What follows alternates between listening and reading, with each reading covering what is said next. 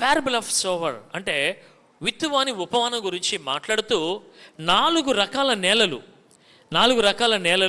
కదా, 4 రకాల మనుషులకు సాదృశ్యంగా ఉన్నాయని చెప్తూ నేను మాట్లాడుతూ వస్తూ ఉన్నాను. మరి ఈరోజు ఏమంటే చివరి మాటను నేను మీతో పంచుకుని నేను నా సందేశాన్ని ముగిస్తాను. మరి వెంటనే త్వరగా నన్ను ఫాలో అవుతూ చెప్పండి. ఏంటి మొదటి నేల? ఏమండి మొదటి నేల? అది త్రోవ పక్క నేల. మొదటి విత్తనం పడింది త్రోవ ప్రక్కన. రెండోసారి చల్లుచుండగా కొన్ని విత్తనాలు ఎక్కడ పడ్డాయి?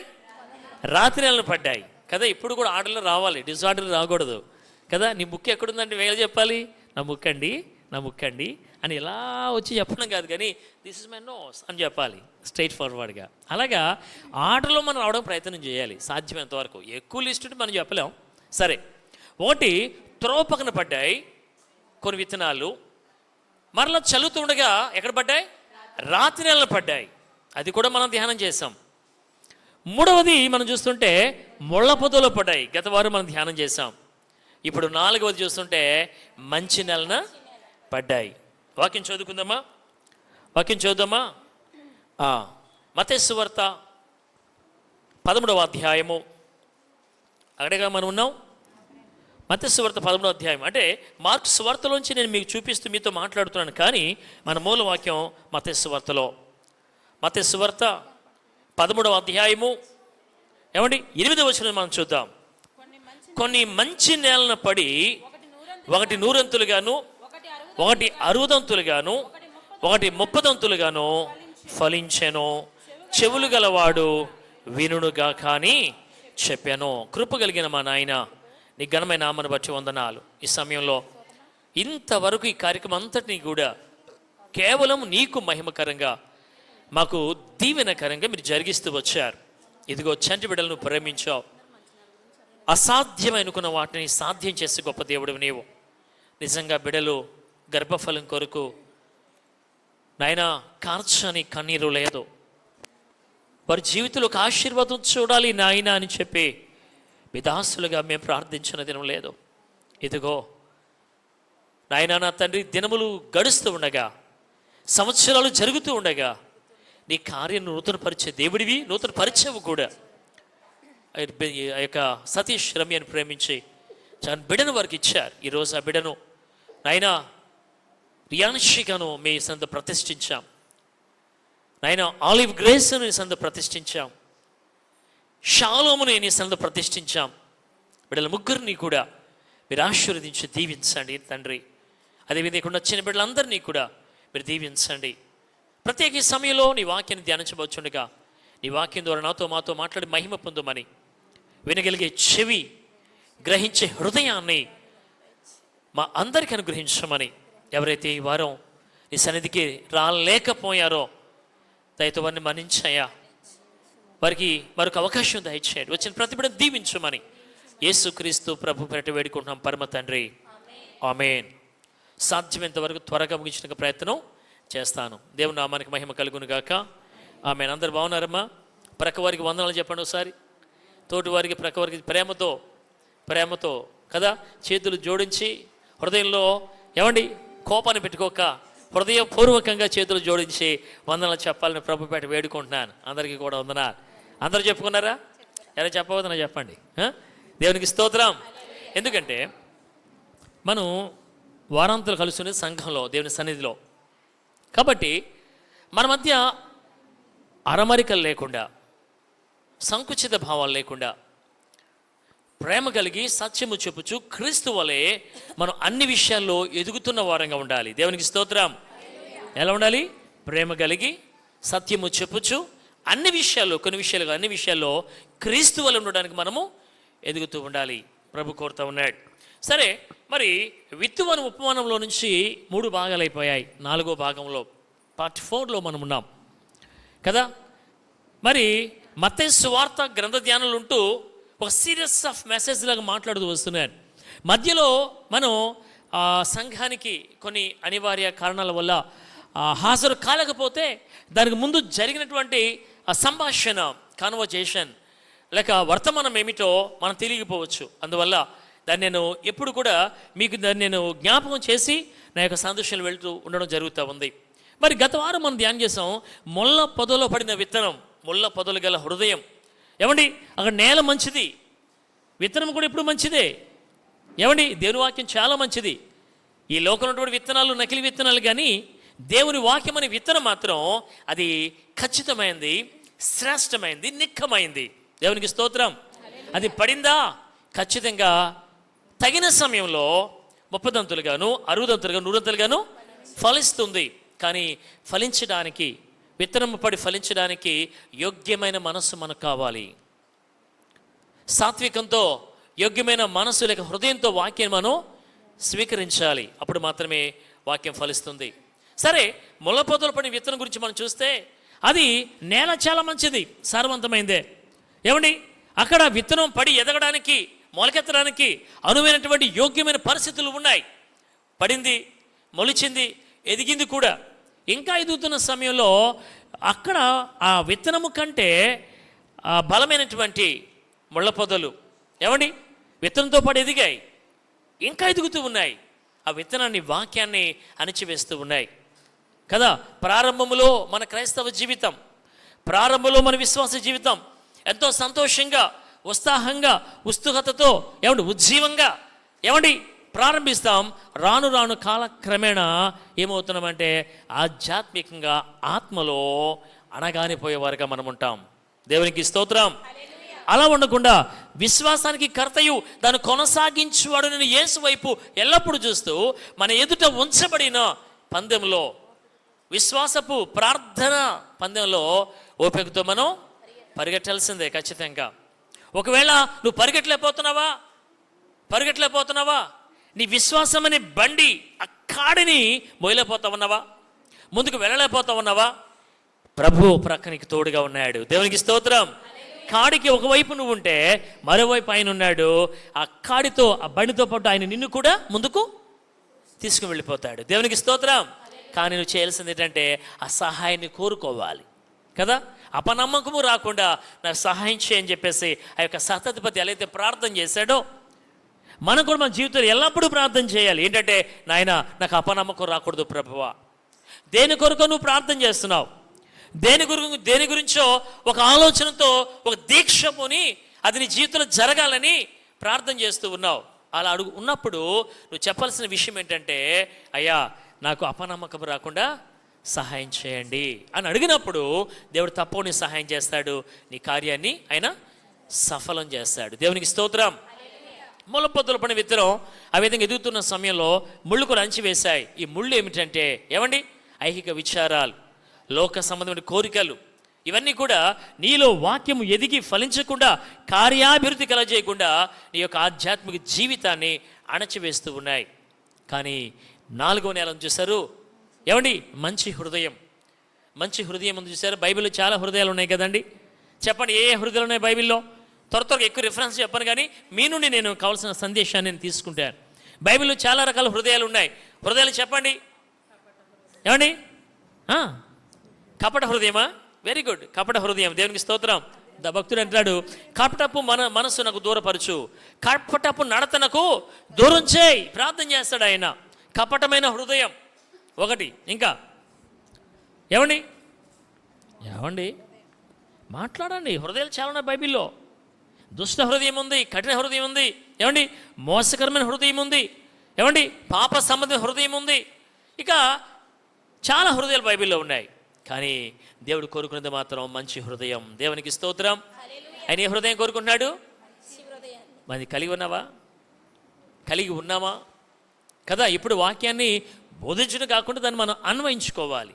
నిజంగా ఒకవేళ మంచి హృదయం కలిగి ఉండకపోతే ఈరోజు ఆ మంచి హృదయాన్ని ప్రభునికి ఇవ్వడానికి ఇష్టపడుతున్నాడు. చప్పట్లు కూడా దేవుని స్తుతులు చెల్లించు. హల్లెలూయా. ఎంతమంది కావాలి మంచి హృదయం? నా హృదయము వింతగా మారేను, నా హృదయము వింతగా మారేను, నా హృదయము వింతగా మారేను, నాలో యేసు వచ్చినందున నాలో యేసు వచ్చినందున. హల్లెలూయా. నీకు మంచి హృదయం కావాలంటే నేను చెప్తున్నాను, ఖచ్చితంగా ఉంటుంది. ఎప్పుడు తెలుసా? నీలో యేసు ఉన్నప్పుడు. హల్లెలూయా. యేసయ్య మనలో ఉన్నప్పుడు ఆటోమేటిక్గా ఒక మంచి హృదయం మనం కలిగి ఉంటాం. మంచి హృదయం అంటే వాక్యం పడి ఫలించింది. ఎలా ఫలించిందంటే 30 దంతులుగాను, 60 దంతులుగాను, 100 దంతులుగా ఫలభరితమైన జీవితం పిల్లారా. ఇది శ్రేష్టమైన జీవితం. దేవుడు ఆ విధంగా మనం ఫలించాలని దేవుడు కోరుకుంటున్నాడు. మీరు ఫలించడమే కాదు, మీ ఫలాలు నిలిచి కూడా ఉండాలి. చాలామంది జీవితాల్లో ఫలిస్తున్నారు, ఏమండి ఫలిస్తున్నారు, కానీ ఫలాలు నిలిచి ఉండడం లేదు. అది ముఖ్యమైనది గమనించుకోవాలి. మనం ఏ ఫలం ఫలిస్తున్నామో మనం గమనించుకోవాలి కదండి. మంచి చెట్టు ఖచ్చితంగా మంచి ఫలాన్ని ఫలిస్తుంది. కొంచెం ఎక్కువ తగ్గించుకోలేకపోతే. మంచి చెట్టు మంచి ఫలాన్ని ఫలిస్తుంది. కాని చెట్టు లేక చెడ్డ చెట్టు ఏమండి ఏ ఫలం ఫలిస్తుంది? చెడ్డ ఫలాన్ని ఫలిస్తుంది. అంతే కదా. చెడ్డ చెట్టు లేక కాని చెట్టు మంచి ఫలాన్ని ఫలించదు.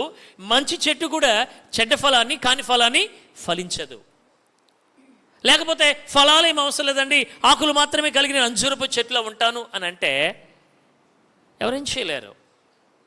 దీని అర్థం ఏంటంటే, కొంతమంది చూడండి చాలా ఆత్మీయంగా కనబడుతూ ఉంటారు, ఒక మంచి ప్రార్థనా పరుడుగా ప్రార్థనా పరురాలు కనబడుతూ ఉంటారు, ఒక మంచి విశ్వాసంగా కలిగిన వారుగా కనబడుతూ ఉంటారు. కానీ పిల్లల క్రియలు చూస్తే మంచిగా ఉండవు, మంచిగా ఉండవు. అది కాదు కదా ప్రభు కోరుకునేది. నేనంటాను ఆకున ప్రతి చోట ఫలం ఉండాలి. ఏమండి ఆయన ఆకలి కొన్నాడు, ఆకలి కొని ఏం చేశాడు? అంజూరపు చెట్టు దగ్గరికి వెళ్ళి వెతికితే ఏమండి అక్కడ ఫలాలు ఎంత మాత్రం కూడా లేవు, ఆకులు మాత్రం చాలా పుష్కలంగా ఉన్నాయి. క్రైస్తవ జీవితంలో ఆకులు మాత్రమే కాదు ఫలాలు కూడా కలిగి ఉండాలని చెప్పేసి పరిశుద్ధాత్ముడు మాట్లాడుతున్నాడు. ఫలింపని ప్రతి చెట్టు కూడా నరకబడి అగ్నిలో వేయబడుతుంది. ఫలించే చెట్టు మరింకా ఎక్కువ ఫలించాలని చెప్పేసి ఆయన నీలో ఉన్నటువంటి రాళ్ళు ముళ్ళు అన్ని ఏరేసి ఇంకా శ్రేష్టమైనటువంటి దానగా ఆయన ఉంచాలని ఆశపడతా ఉన్నాడు. గమనించండి పిల్లరా, ఈరోజు 1-2 వాక్యాలు చూపించి నా సందేశాన్ని ముగించేస్తాను. బైబిల్లో ఫలించినటువంటి గొప్ప వృక్షాలు ఉన్నాయి, చాలామంది ఉన్నారు ఫలించిన వాళ్ళు. ఏమండి అయితే ఒకరిని జ్ఞాపకం చేస్తాను. దానికి ముందు అసలు మనం ఎలా ఫలిస్తాం, మన ఫలాలు ఎలా ఉండాలి అని దాని గురించి చెప్తారు. మన ఫలాలు ఎలా ఉండాలి చెప్పండి అసలు. ఏమండి అసలు ఫలం అంటే ఏంటి? నేను ఫలించానండి అంటే అర్థం ఏంటి? సాధారణంగా మనుషులు చెప్పేది ఏం తెలుసా? ఫలించడం అంటే ఏమంటారు? దేని గురించి మాట్లాడతారు చెప్పండి? ఫలించడం అంటే ఏమనుకుంటారు? ఏమండి ఆత్మ ఫలాలు ఉన్నాయి, గమనించాలి. శరీర సంబంధ రీతిగా ఫలింపు గురించి మాట్లాడట్లా. ఏమండి ఒక మంచి సమాజంలో స్థాయి కలిగి, ఒక ఉన్నతమైన స్థితి కలిగి, ఏమండి గౌరవప్రదమైన స్థితి కలిగి ఉండడం ఫలింపు అని అనుకుంటే అది పొరపాటే. అది కేవలం లోకరీతిగా మాత్రమే, ప్రభు మెచ్చేది కాదు అది. అయితే నువ్వు ఆధ్యాత్మికంగా ఫలించాలి. దేవునికి స్తోత్రం. ఆధ్యాత్మికంగా ఫలించాలి. ఇక్కడ నేను చెప్తాను మీకు, మరి మన ఫలములు ఎలా ఉండాలి, మనం ఏ విధంగా ఫలించాలి అంటే నేను చెప్తాను. ముందు మనం ఆత్మఫలాలు ఫలించాలి. ఆత్మఫలాలు ఎక్కడున్నాయి? గలతీయులకు రాసిన పత్రిక 5వ అధ్యాయం 22వ వచనం ఉన్నాయి కదా. ఆ ఫలాలు ఎవరి ఫలాలు అవి? ఆ ఫలాలు ఎవరి ఫలాలు? పరిశుద్ధాత్మ ఫలాలు, మన ఫలాలు కాదయి. అర్థమైందా? ఆత్మఫలాలు అక్కడ ఉన్నాయి, కరెక్టే. ఏంటి చెప్పండి ఒకసారి, చదవండి ఒకసారి. ఆత్మఫలాలు మొట్టమొదటి ఫలం ఏంటి? ప్రేమ, సంతోషము, సమాధానము, దీర్ఘశాంతము, దయాళుత్వము, మంచితనము, విశ్వాసము, సాత్వికము, ఆశ నిగ్రహము. అక్కడ అయిపోయింది. 9 ఫలాలు అయ్యి కదా, 9 ఫలాలు. కానీ ఒక మాట చెప్పాలంటే ఫలం యొక్క రుచులు అని మనం చెప్పుకోవచ్చు. జగపతి గారు చెప్పారు, గుర్తుందా? ఉపవాస కూటాల్లో ఆయన ఏం చెప్పారు? ఆత్మఫలము ఒకటే, దాని రుచులు 9 అని చెప్పాడు ఆయన. వెరీ గుడ్, మంచిది. ఆ వ్యూలో ఆయన వెళ్ళారు, కరెక్టే. ఇక్కడ ఈ ఫలాలు అనేవి என்ன చేశారు? ఇవి మన ఫలాలు కాదు, పరిశుద్ధాత్మని ఫలాలు. దేవునికి స్తోత్రం. మరి మన ఫలాలు ఏంటి? అంతే కదా, పరిశుద్ధాత్మ దేవుని ఫలాలు ఏంటంటే ప్రేమ, సంతోషము, సమాధానము, దయాళత్వము, ఏమండి సాత్వికము, మంచితనము, ఏమండి విశ్వాసం, ఆశ నిగ్రహం. కరెక్టే. మన ఫలాలు ఏమిటి? మన ఫలాలు ఏమిటి? లోకరీతిగా ముందే చెప్పాను, ఒక ఉన్నతమైన స్థితిలో ఉండడం మన ఫలం అంటారా? ఏమండి, అది ప్రభు కోరుకునేది కాదు. అది కాదు ప్రభు కోరుకునేది. ఎందుకంటే లోకంలో ఉన్న వాటికంటే నాలో ఉన్నవాడు గొప్పవాడని చెప్పాడు పరిశుద్ధాత్ముడు. ఏమండి, లోకంలో ఏముంది? లోకంలో ఏముంది? లోకాన ఉన్నది అంతా శరీరాశ, నేత్రాశ, జీవపు డంబము, అధీక్షణ కాలము. పాపము చేయువాడు పాపానికి దాసుడు, పాపానికి జీతం నిత్య మరణము. యేసులో ఉన్నది నిత్య జీవం, నమ్మిన వారికి మోక్ష మార్గం. ఇదే సత్యం, ఇదే మార్గం, యేసే జీవిత గమ్యం, మోక్షానికి యేసే మార్గం. లోకంలో ఆనందం యేసులోనే ఉంది, యేసులో ఆనందం లోకంలో లేదు. హల్లెలూయా. లోకంలో ఏముందంటే శరీరాశ, నేత్రాశ, జీవపు డంబం, అవి లోక సంబంధమైనవి. అంతమించి లోకంలో ఏమి లేదు. మరి ఎందుకంటే లోకంలో పరుగులెడతారు మనుషులు? లోకంలో ఏముందంటే స్పష్టంగా చెప్పాడు. 2వ అధ్యాయము 15వ వచనంలో యోహాను తన మొదటి పత్రికలో రాశాడు. లోకంలోదంతా అనగా శరీరాశయు, నేత్రాశయు, జీవపు డంబం, అవి లోక సంబంధమైనవి కానీ తండ్రి వలన పుట్టినవి కావు అన్నాడు అక్కడ. మరి ఎందుకు లోకంలో పరుగులు పడుతున్నారు మనుషులు? ఏమండి, లోక సంబంధమైన రీతిగా జీవిస్తూ లోకంలో ఫలించాలని కోరుకున్నారే కానీ ఆత్మీయంగా ఫలించాలని ఎవరు కోరుకోలేకపోతున్నారండి. ఈ యొక్క ఉపవాస ఉజ్జీవ ప్రార్థన కూడా ఎందుకు తెలుసా? ఎందుకు?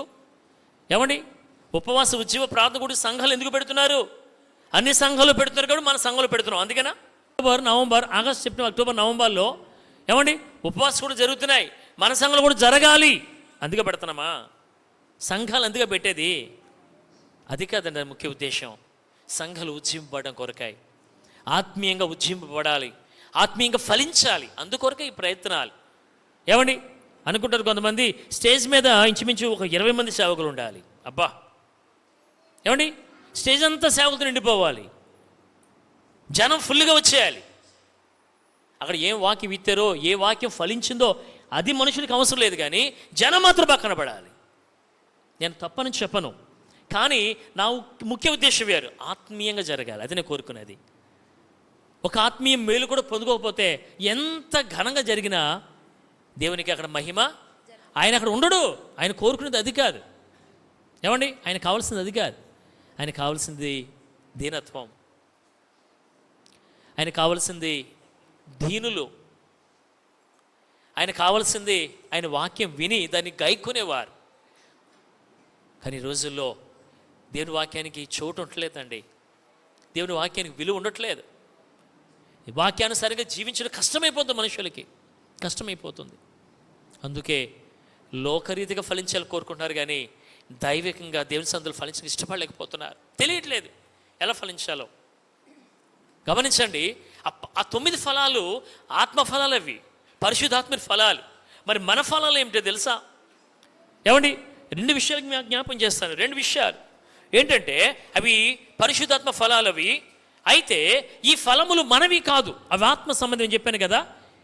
అయినను అది ఎదిగేటట్లు, ఆత్మ సంబంధం ఫలాలు ఎదిగేటట్లు మనం ఏం చేయాలంటే మనం భూమిని దున్ని నీరు పెట్టాలి. దేవునికి స్తోత్రం.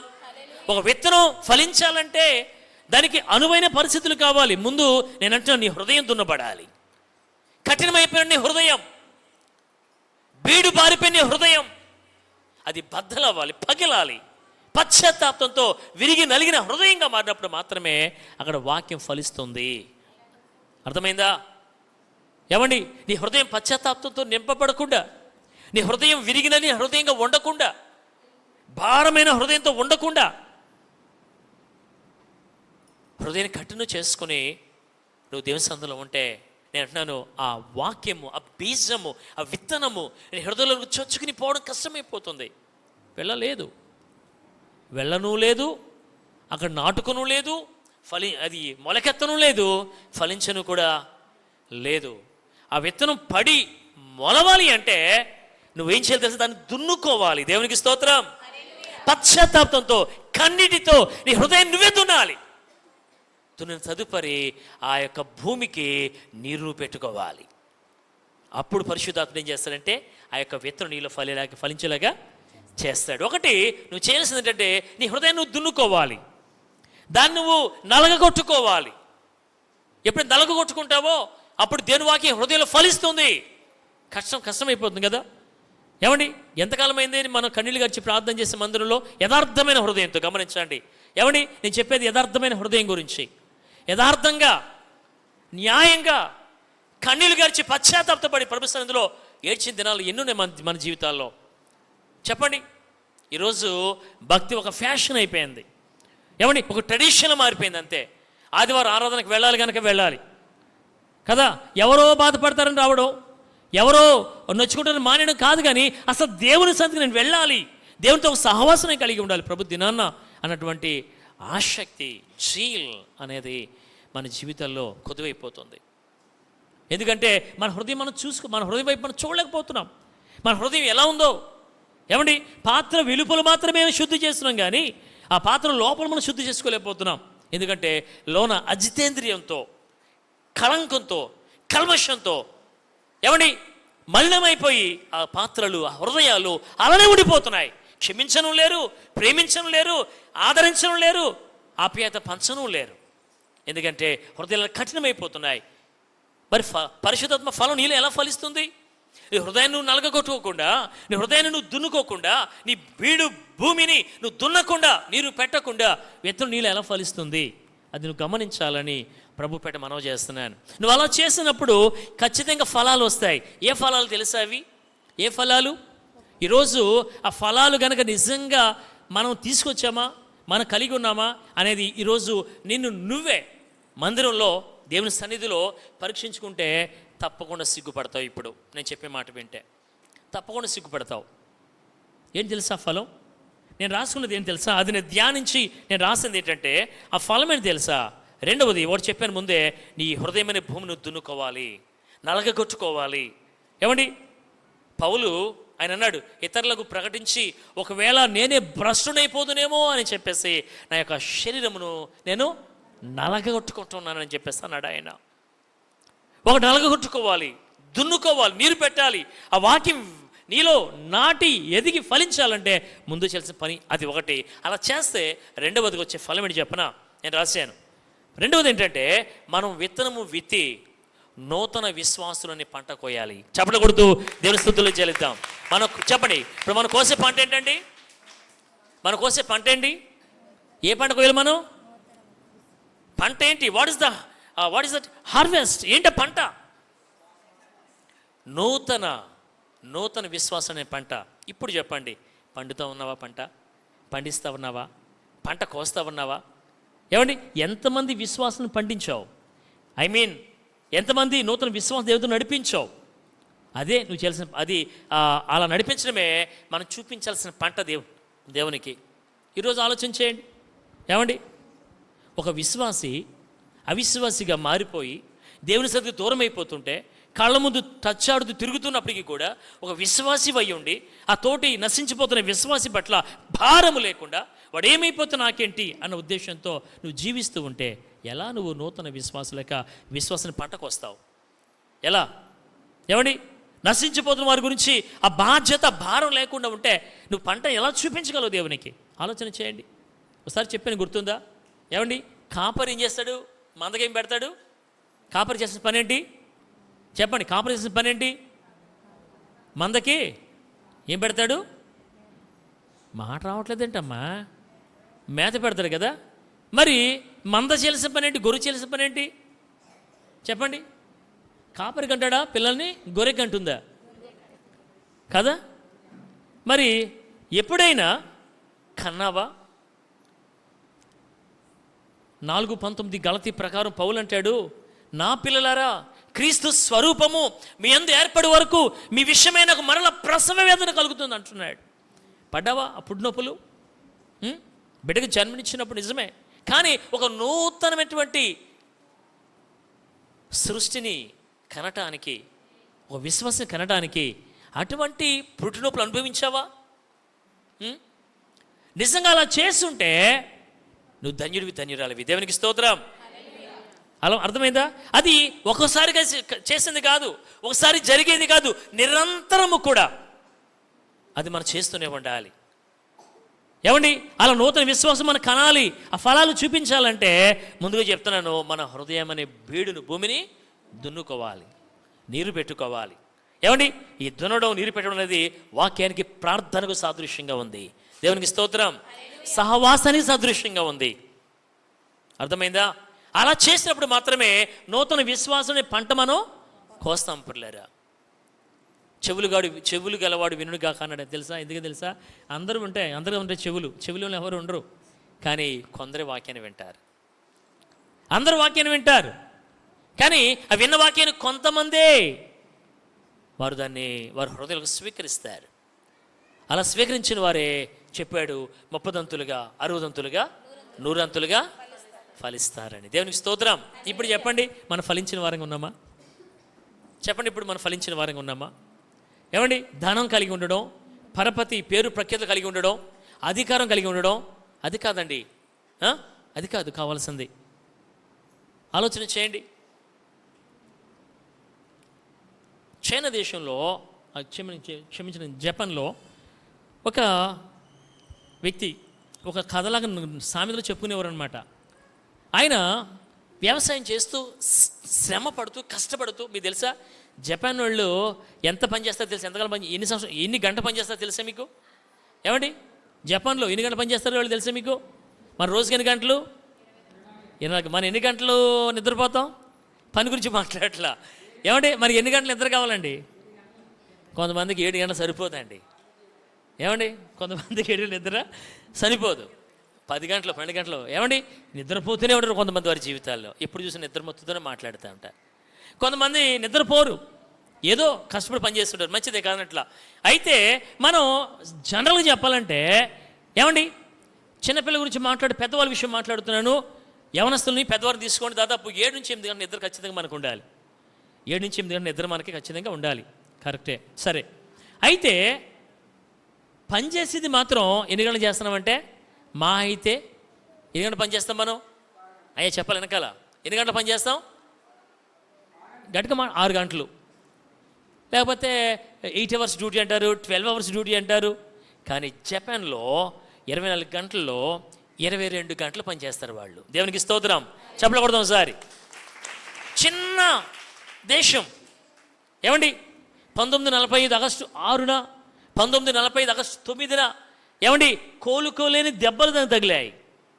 ఈ పెరల్ హార్బర్ అనేటువంటి అమెరికా స్థావరాలపై ఎప్పుడైతే, ఏమండి, ఈ ప్రపంచ యుద్ధంలో ఆక్రమించిందో జపాన్, తర్వాత ఈ హీరోషిమా, నాగసాకి అనేటువంటి పట్టణాల మీద అమెరికా అణుబాంబు మొట్టమొదటిసారి ప్రయోగించింది. ఆ 2 అణుబాంబులు, ఏమండి, ఎప్పుడైతే పడ్డాయో జపాన్ సర్వనాశనం అయిపోయింది. ఇంకా కోలుకోలేని పరిస్థితి. అటువంటి స్థితిలో ఉన్నటువంటి జపాన్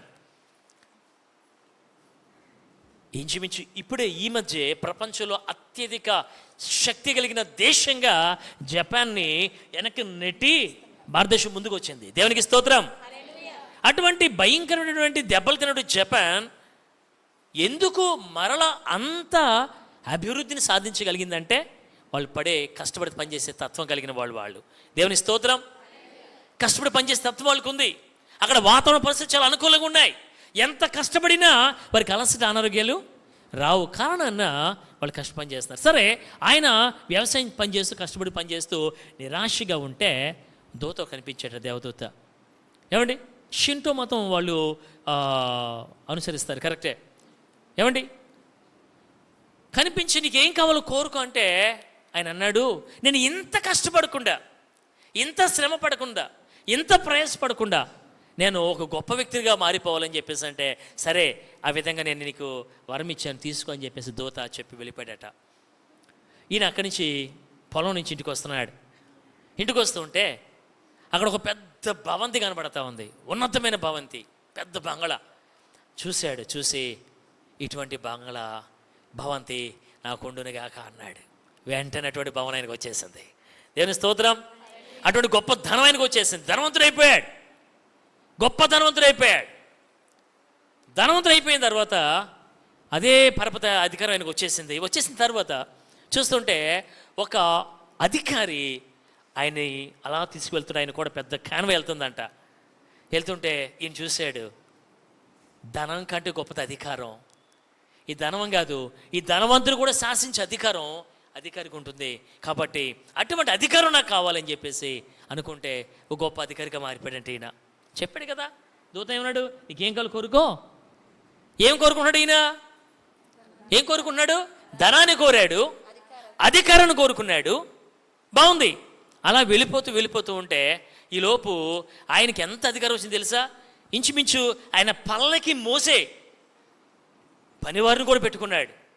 నడిచి వెళ్తూ వాళ్ళు మోస్తున్నారు, పలకలు వెళ్తున్నాడు, కారులు వెళుతున్నాడు, ఒక గొప్ప స్టేటస్లో ఉన్నాడు.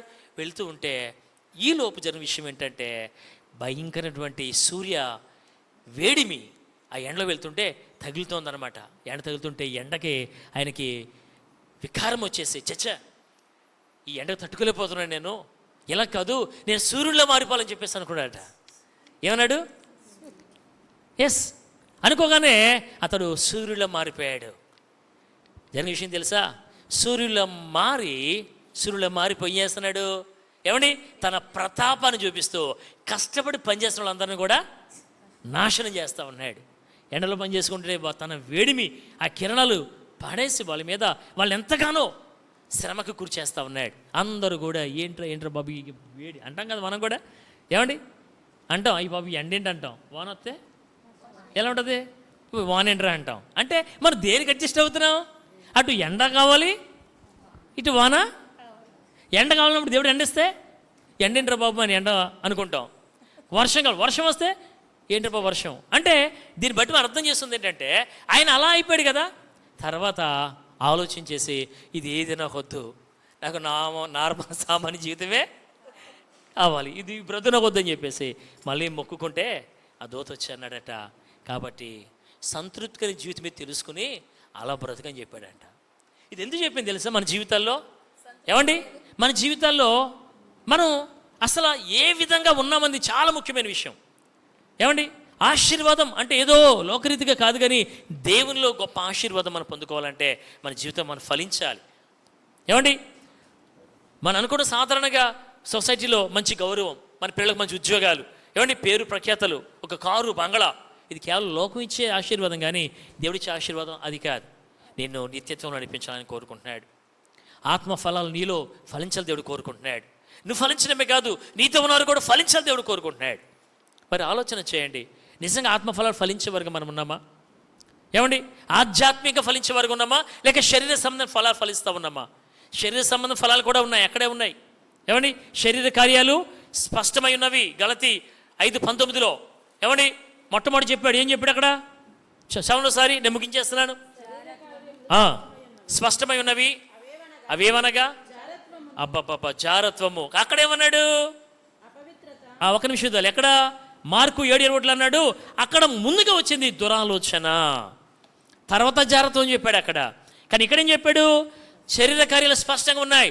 ఏంటంటే 1 జారత్వము, 2 అపవిత్రత, 3 కాముకత్వము, విగ్రహారాధన, అభిచారము, ద్వేషములు, కలహములు, మత్సరములు, క్రోధములు, కక్షలు, భేదములు, విమతములు, అసూయలు, మత్తతలు, అల్లరితో కూడిన ఆటపాటలు మొదలైనవి. ఎక్కడ వస్తున్నాయి ఇవి?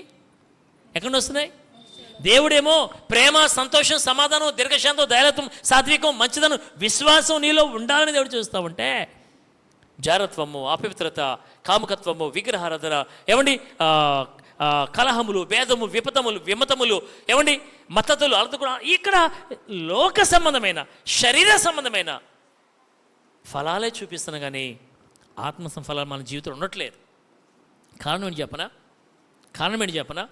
ఏంటంటే నేను చెప్తున్నాను, నేరుగా ఆ విత్తనము నీ హృదయంలో ఫలించట్లేదు. దేవునికి స్తోత్రం. ఎంతకాలం అండి ఇలాగా? ఎంతకాలం ఆలోచన చేయండి. ఆయన అన్నాడు, ఇదిగో ఇంకా నేను చూడలేకపోతున్నాను, ఇంకా దీనివల్ల భూమి కూడా వ్యర్థమై నిస్సారమైపోతుంది, నేను నరికేస్తాను అంటే ఆయన అంటున్నాడు, అయ్యా కనీసం ఈ సంవత్సరమైనా వేచి ఉండు, కనీసం ఈ సంవత్సరమైనా కనిపెట్టు, కాపు కాస్తుందేమో. ప్రయాస. ఏమండి, నిజంగా దేవుడు ఆ విధంగా మన గురించి అటువంటి భారం కలిగి ఉన్నాడు. బైబిల్లో నేను జ్ఞాపం చేస్తున్నాను, బైబిల్ మూసేస్తున్నాను నేను. యోసేపు ఉన్నాడు కదా, అర్థం చేసుకోండి ఎలా ఫలించాడైనా, ఆ ఫలాలు ఆయనకి ఎలా వచ్చినాయి. ఏమండి, యోసేపు ఫలించడానికి ఆ ఫలాలు ఎలా వచ్చినాయి? తన జీవితం అంతా సాఫీగా వెళ్ళిపోయిందా? ఏమండి, తన జీవితంలో ఎటువంటి ఒడిదుడుకులు లేవంటారా? ఎన్నో కష్టాలు అనుభవించాడండి. లోకంలో నుండి, తన ఇంటి వారి నుండి, ఏమండి అనేక కష్టాలు, శ్రమలు అనుభవించాడు. కనుకనే అతడు అయినప్పటికీ కూడా తన యొక్క జీవితంలో తన దేవుని పట్ల యథార్థంగా జీవించాడు. దేవునికి స్తోత్రం. యోబును మనం చూస్తున్నాం, ఎన్నో కష్టాలు, శ్రమలు వచ్చాయి, కానీ తన భక్తి, తన యథార్థతను విడిచిపెట్టలేదు, కోల్పోలేదు. యోసేపు కూడా చాలా కష్టాలు, తన అన్నలు ద్వేషించారు, ఏమండి గాయపరిచారు, చెరలోకి వేయబడ్డాడు, కానీ దేవుడు అతన్ని విడిచిపెట్టలేదు. ఎక్కడికి? నేరుగా తీసుకెళ్ళిపోయి ఐగుప్తు దేశం అధికారిగా పెట్టేశాడు. ఫలించాడండి, ఫలించిన కొమ్మగా ఉన్నాడు. అతని నీడను అనేక మంది విశ్రమించారు. ఆ 70 కుటుంబాలు కూడా, యాకోబు 70 కుటుంబాలు కూడా, వారందరూ ఐగుప్తు రావడానికి, కరువులో సజీవులుగా పోషింపబడ్డానికి దేవుడు ముందుగానే యోసేపును తీసుకెళ్ళిపోయాడు. అక్కడ యోసేపును ఉంచాడు. ఈరోజు ఆలోచన చేయి, మరి మన ఆత్మీయంగా మనం ఎలా ఉన్నాం, మన కుటుంబాలు ఎలా ఉన్నాయి, మన బిడ్డలు ఎలా ఉన్నారు, మన సంఘం ఎలా ఉంది? ఏమండి, నూతన విశ్వాసం అనే పంట మనం కోయాలి పిల్లరా. నూతన విశ్వాసులని పంట మనం కోయాలి. దేవుడికి ఇచ్చే పంట అదే. మనం ప్రతి ఒక్కరు కూడా ఆ విధంగా పంట కోయగలిగితే, నేను చెప్తున్నాను, ఈరోజు మన మందిరం అసలు ఖాళీగా ఉండదు. ఆలోచించండి, నిజం కదా నేను చెప్పేది. ఆదివారం వస్తే కుటుంబంలో పరిపూర్ణంగా, సంపూర్ణంగా కుటుంబం అంతా సమేతంగా వచ్చేవాళ్ళు మన సంఘంలో బహు కొద్ది మంది ఉన్నారు. బాధ అనిపిస్తుంది, కష్టం అనిపిస్తుంది. ఎలా చెప్పాలి, ఏం చెప్పాలి, వారికి ఏ విధంగా బోధించాలి? ఏమండి, ఎన్నిసార్లు చెప్పినా పాస్టర్ గారు అలాగే చెప్తాడు అనుకుంటారు తప్ప వారి ధోరణి మార్చుకోరు. కుటుంబాలకు వచ్చినప్పుడు దేవుడు నిండారా దీవిస్తాడండి, ఆశీర్వదిస్తాడు. అది మనం గ్రహించుకోలేక మనం ఏం చేస్తామంటే, ఏమండి మనము సగం భక్తి కలిగిన వారంగా ఉంటాం. నేను చెప్తున్నాను, దేవుడు కనుక పట్టణాన్ని కాపాడకపోతే ఆ పట్టణాన్ని ఎవరు కూడా, యెహోవా ఇల్లు కట్టించకపోతే ఇల్లు కూడా ఎవరు. అలాగే దేవుడు నిన్ను, నీ కుటుంబాన్ని కాపాడకపోతే నువ్వెంత ప్రొటెక్షన్ పెట్టుకుని నువ్వు కాచుకోలేవు. మనం మన మాన ప్రయత్నాలు చేస్తూ ఉంటాం ఏదో, కానీ అది అన్నీ కూడా నిష్ఫలమైపోతూ ఉంటాయి. కానీ దేవుని వాక్యం తెలుసుకో, దేవుని వాక్యాన్ని గ్రహించు, దేవుని వాక్యపు లోతులోకి వెళ్ళు, ఫలభరితమైన జీవితాన్ని అప్పుడు అనుభవిస్తావు. ఫలించేది కొమ్మ అని ఊరికే అనలా యోసేపుని. ఎంత లోతుగా వెళ్ళాడంటే, ఎవరండి యవన వయసులో, యవన ప్రాయంలో, ఏమండి పాపము నుండి పారిపోయిన వాళ్ళు ఎవరున్నారు చెప్పండి? ఈరోజు యువత ఏమండి జారత్వంలో పడిపోతూ ఉంది, జారత్వానికి దగ్గరగా జీవిస్తుంది. కానీ ఆనాడు యోసేపుని తీసుకుంటూ ఉంటే ఆయన అక్కడి నుంచి పారిపోయాడు. ఆయన ఏమనుకున్నా పర్వాలేదు, నన్ను చేతకాని వాడిని అనుకుంటుందో ఏమనుకున్నా పర్వాలేదు, కానీ ఇంత దుష్కార్యాన్ని చేసి నా దేవుని ఎదురు నేను అలాగా దోషిగా నిలబడతాను అన్న ఒక గొప్ప సంకల్పంతో ఆయన అక్కడి నుంచి పారిపోయాడు. పాపం దూరంగా పారిపోవడం తప్పు కాదండి. నువ్వు ఓడిపోనుకున్నా పర్లేదు, కానీ అక్కడి నుంచి వెళ్ళిపోవడం మంచిది. అక్కడ ఉండకూడదు అసలు. అందుకే చెప్పాడు, దుష్టుల ఆలోచన చొప్పున నడువక. చాలు, ఏమన్నాడు? దుష్టుల ఆలోచన చొప్పున నడవద్దు, పాపుల మార్గాన నిలవద్దు, అపహాసకులు కూర్చుని చోటను కూర్చోవద్దు. ఇప్పుడు నాకు 3వ వచనం చెప్పండి. 3వ వచనం, యెహోవా నో దాని కింద, అతడు నీటి కాలువ నాటబడినదై ఆకు వాడక ఎలా ఉన్నాడు? ఫలమిచ్చు చెట్టు. చెప్పండి కూడా దేవుని స్తుతులు చెల్లిద్దాం. ఫలమిచ్చు చెట్టులా ఉండాలండి. ఎలా ఉండాలి? నువ్వు ఫలమిచ్చు చెట్టులా ఉండాలి. అది దేవుడు కోరుకునేది. అది నువ్వు ఫలం ఇవ్వాలంటే నీ వేరు లోతుగా తన్నాలి. ఎక్కడా ఎక్కడా ఎక్కడా నీటి కాలువల యోరను, వాక్యాన్ని దగ్గరకు నువ్వు జీవిస్తే, వాక్యపు లోతులకు నువ్వు వెళితే ఖచ్చితంగా నువ్వు వేరు తనుతో కదా ఫలాలు తన కాలమందు ఫలమిచ్చు చెట్టు వలె ఉండను. దేవునికి స్తోత్రం. ఫలమిచ్చు చెట్టులా మనం ఉండాలండి. ఫలాలు లేని చెట్టులాగా, ఫలాలు లేని వృక్షాలు మనం ఉండకుండా ఫలమిచ్చు చెట్టులా మనం ఉంటే తప్పకుండా దేవుడు నిన్ను దీవిస్తాడు కదా. ఫలం అంటే ఏం చెప్పాను? ఫలము కార్యము, క్రియ లేక కార్యం. ఫలం అంటే ఏదో పండు కాదండి. ఒక పాస్టర్గా నేను కూర్చున్నాను, ఒక వేది మీద కూర్చుంటే ఆయన చెప్పాడు, మత్తయి సువార్త 3:8 లాస్ట్లో ఉంటుంది, ఫస్ట్ లైన్లో, మారుమనసు తగిన ఫలం ఫలించండి అని చెప్పి. మీరు ఏ ఫలాలు ఫలించకుంటున్నారు? మామిడి పళ్ళ, యాపిల్ పళ్ళ, ఏ పళ్ళు అంటుంటే నాకు నోరావులు చలక చూశాను నేను. ఎవరు నాయన ఆడు చెప్పింది మామిడి పళ్ళు గురించి, యాపిల్ పళ్ళ గురించి కాదు, ఆత్మ ఫలాలు. ఈ మన ఫలాలంటే ఏమండి, మారుమనసు తగిన ఫలం అంటే మన క్రియలు చూపించాలని చెప్పేసి. జారత్వము, జారిపోయిన వాళ్ళ గురించి మాట్లాడుతున్న ఒక ఆయన. జారత్వం అంటే జారిపోవడం కాదు ఏమండి. జారత్వం, ఫార్నికేషన్ అంటే వివాహం కాకుండా పాపంలో పడిపోవడం. కొన్ని అర్థంగా బోధిస్తూ ఉంటుంటాం. సరే, ఇప్పుడు నేను చెప్పేది ఏంటంటే ఫలమిచ్చు చెట్టు వలె మనం ఉండాలి. ఇప్పుడు చెప్పండి, యేసయ్యా, అందరూ కూడా యేసయ్యా నేను నీ కొరకు ఫలమిచ్చు చెట్టు వలె ఉంటానయ్యా. యేసయ్యా నేను నీ కొరకు ఫలించు చెట్టు వలె ఉంటానయ్యా. ఆమేన్. ఆ విధంగా దేవుడు మనల్ని ఉంచును గాక. ఆమేన్. ప్రార్థన చేసుకుందాం.